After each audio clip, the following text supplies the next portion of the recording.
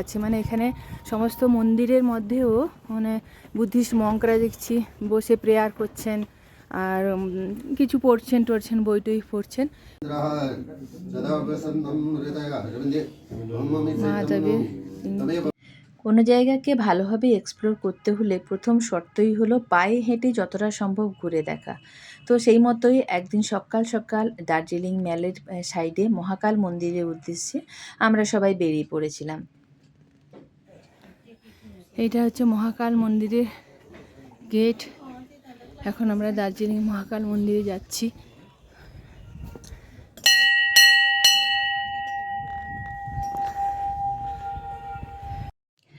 মহাকাল মন্দির যেতে হলে দার্জিলিং ম্যাল থেকেই যাওয়া যায়। দার্জিলিং ম্যাল থেকে মহাকাল মন্দিরের সোজা রাস্তা উপরের দিকে উঠে গেছে।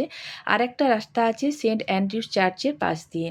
তো কেউ যদি সেন্ট অ্যান্ড্রিউস চার্চ দেখতে চান তাহলে একই সঙ্গে সেন্ট অ্যান্ড্রিউস চার্চ আর মহাকাল মন্দিরও দেখতে পারেন।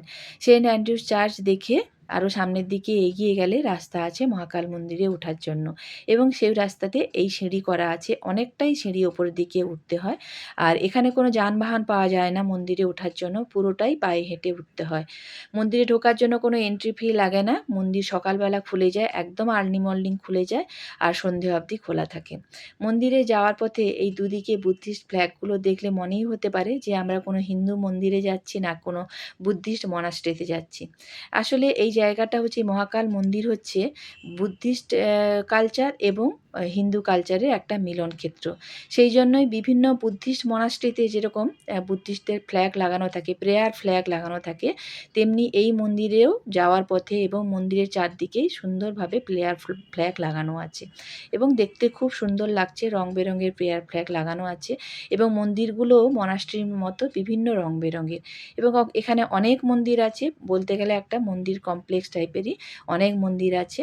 আর মন্দিরের ভেতরে যেরকম হিন্দু মূর্তিও আছে তেমনি দলাই লামার ফটোও লাগানো আছে এবং বিভিন্ন বুদ্ধিস্ট কালচারেরও ছোঁয়া আছে। এটা যদিও মা কালীর মন্দির, কিন্তু এখানে একজন বুদ্ধিস্ট মঙ্ক কিছু প্রার্থনা করছেন, জানি না কোনো বুদ্ধিস্ট কিছু প্রার্থনা করছেন কিনা বা কিছু অন্য কিছু করছেন কিনা। এখানে দলাই লামার ফটোও আছে, মা তারামার ফটো আছে। এটা মা কালী।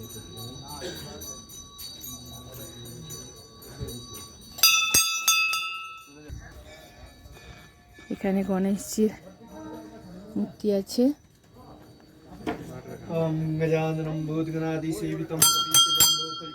এবারে এটা হচ্ছে মহাকাল মন্দির, মহাদেবের মন্দির মনে হচ্ছে, এই মেন মহাকাল মন্দির। এটা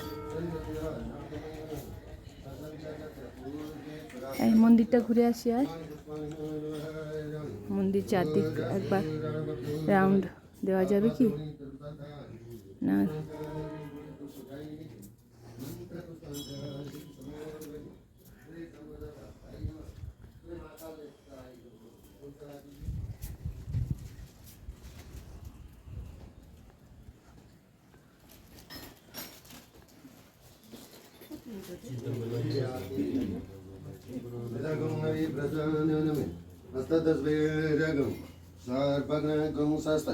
आत्मसनि प्रसनि वसनि लोकसंज्ञ वैसनि अग्निं प्रसमोनामि आरुत्पोहनं पयो रेदो अस्मश्रुदतं तदारेकार्वसमोदं कर्पूरं तु प्रदीपदम् आराधिमङ्कु असमे वार्तो भव कर्पूरगौरं करवता। কথিত আছে এখানে যে 3টি শিবলিঙ্গ আছেন ওনারা স্বয়ং প্রকাশিত এবং এই সোনার পাত দিয়ে এখন মুড়ে রাখা হয়েছে। 1782 সালে এই মন্দিরটা স্থাপিত হয়েছিল বৌদ্ধ ধর্ম এবং হিন্দু ধর্মের একটি সম্প্রীতিপূর্ণ সহাবস্থানের জন্য। সেই জন্য এই মন্দিরে, এটা মূল মন্দির মহাকাল মন্দির, এখানে শিবলিঙ্গ আছে এবং বিভিন্ন দেবদেবীর মূর্তি যেমন আছেন তেমনি ভগবান বুদ্ধেরও মূর্তি আছে, বুদ্ধদের চক্রও আছে, এবং একদিকে যেমন হিন্দু পুরোহিত বসে পুজো করছেন তেমনি আরেকদিকে বুদ্ধিস্ট সন্ন্যাসীরাও বসে প্রার্থনা করছেন। মন্দিরের বাইরে হিন্দু ধর্মের রীতি অনুযায়ী মহাদেবের সামনে নন্দী মহারাজের মূর্তি আছে এবং দুদিকে বুদ্ধিস্টের মতো লায়নের স্ট্রাকচার রাখা আছে। নন্দী মহারাজের কাছে ত্রিশূল আছে, আবার মন্দিরের চূড়োয় ত্রিশূলও আছে এবং বুদ্ধিস্টের মতো সুন্দর ডেকোরেশন করা আছে। অর্থাৎ হিন্দু এবং বৌদ্ধ ধর্মের সুন্দর একটা সংমিশ্রণ করা আছে। পুরো মন্দিরটাই তো বুদ্ধিস্টদের প্রেয়ার ফ্ল্যাগ দিয়ে, রং বেরঙের প্রেয়ার ফ্ল্যাগ দিয়ে সুন্দর করে সাজানো আছে। তাছাড়া মন্দিরের যে বাউন্ডারি ওয়াল, সেই বাউন্ডারি ওয়ালে বুদ্ধিস্টের এই চক্রগুলো লাগানো আছে। বুদ্ধিস্টদের যেই চক্রগুলো হাত দিয়ে ঘোরাতে হয় এবং যাদের গায়ে মন্ত্র বিভিন্ন রকম মন্ত্র লেখা থাকে, তো সবাই হাত দিয়ে ঘুরিয়ে ঘুরিয়ে ওই মন্দিরটা প্রদক্ষিণ করছিল এবং মন্দিরের দেওয়ালে আবার বিভিন্ন দেবদেবীর ছবিও লাগানো ছিল।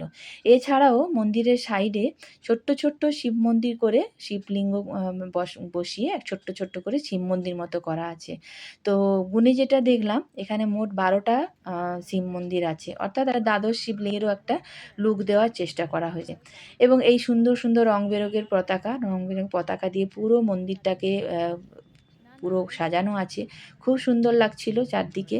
তো এমন একটা সুন্দর জায়গা, এটা ম্যাল রোড থেকে প্রায় 1.5 কিলোমিটার ওপরে। উঠতে হয়তো একটু কষ্ট হবে, কিন্তু এত সুন্দর জায়গা যে বুদ্ধিস্টরাও এলে খুব মানে সময় কাটাতে খুব ভালো লাগবে, আবার হিন্দুরা এলেও সময় কাটাতে খুব ভালোবাসবে। ছোট্ট ছোট শিব মন্দির করা আছে, চাইলে কেউ জল ঢালতেও পারে, আবার শিবের ওপরে জল ঢালার মতো ঝাড়িও করা আছে। তো বসার মতো ব্যবস্থাও করা আছে। আর ওয়েদার ভালো থাকলে এখান থেকে সুন্দরভাবে কাঞ্চনজঙ্ঘার ভিউও পাওয়া যায়। তবে এই মন্দিরের চারদিকে প্রচুর বাঁদর আছে, সেই জন্য জিনিসপত্র একটু সাবধানে রাখতে হয়। তাছাড়া এই মন্দির খুবই সুন্দর। এই মন্দির শুধু নয়, মন্দির কমপ্লেক্স। এখানে বৌদ্ধ ধর্ম এবং হিন্দু ধর্মের একটা সুন্দর সংমিশ্রণ হয়েছে। তো এই জায়গাটা সুন্দর, পরিষ্কার পরিচ্ছন্ন। তো জায়গায় জায়গায় ঘণ্টাও লাগানো আছে, ঘণ্টাও বাজানো যাচ্ছে। মানে সুন্দর একটা আধ্যাত্মিক পরিবেশ তৈরি হয়েছে। খুব সুন্দর পরিবেশ। জুতো খুলে রেখে চারদিকে ঘুরে বেড়াতে হয়। সকাল সকাল এলে মন্দিরের পরিবেশ খুবই ভালো থাকে, খুবই ভালো লাগে জায়গাটা।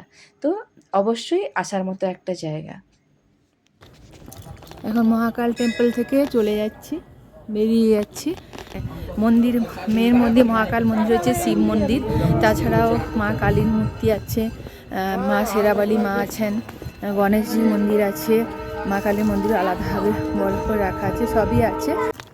এইটাই হচ্ছে মেন রাস্তা, ওঠার রাস্তা। আমরা ওঠার সময় একটা অন্য রাস্তা দিয়ে উঠেছিলাম, কিন্তু এইটা মেন রাস্তা। এখানে সিঁড়ি নেই, এখানে এমনি স্লোপ মতো করা আছে রাস্তাটা নামার জন্য। তবে এটা অনেকটা উপরে, মহাকাল মন্দিরটা নিচে অনেকটা যেতে হচ্ছে। এই যে রাস্তাটা, রাস্তার ভিউ, চারদিকের ভিউ দেখতে দেখতে আর ক্যামেরা সামলে নিয়ে ধীরে ধীরে নামতে থাকলাম। মহাকাল মন্দির থেকে ম্যালের দিকে যেতে থাকলাম।